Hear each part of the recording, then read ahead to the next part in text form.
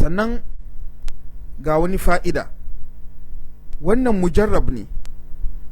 Dukkan matashin da sha'awa ya takura masa, gaji ga sha'awa ya takura maka, ko kuma wata matashiyar da ta ji ga sha'awa ya takura mata, to ga wani sirri, kakka ce komai sai ka jarraba ka gani tukunna. Abin nan da zan faɗa ma don wannan mujarrab ne, kakka ce komai ka je ka jarraba.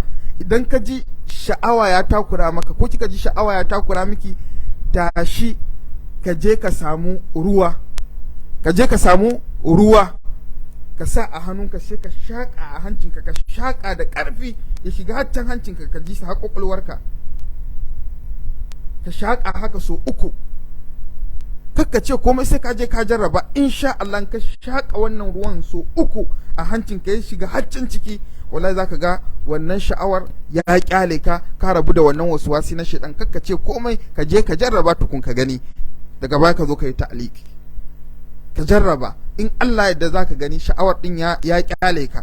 Duk lokacin da sha'awar ta kura ma, je ka samu ruwa ka shaƙa a hancinka ya shiga haccin ciki, kwakwalwarka ma ka ji kanka na wani juyawa haka dai.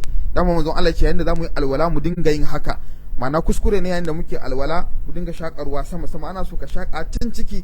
Manzon Allah ce illa idza kana sa'iman, sai dai idan kana azumi ne. Ma'aiki sallallahu alaihi wasallam ya ce kada ka tsananta wajen shaƙawa din. Dan haka ka jarraba, insha Allah zaka ga natija.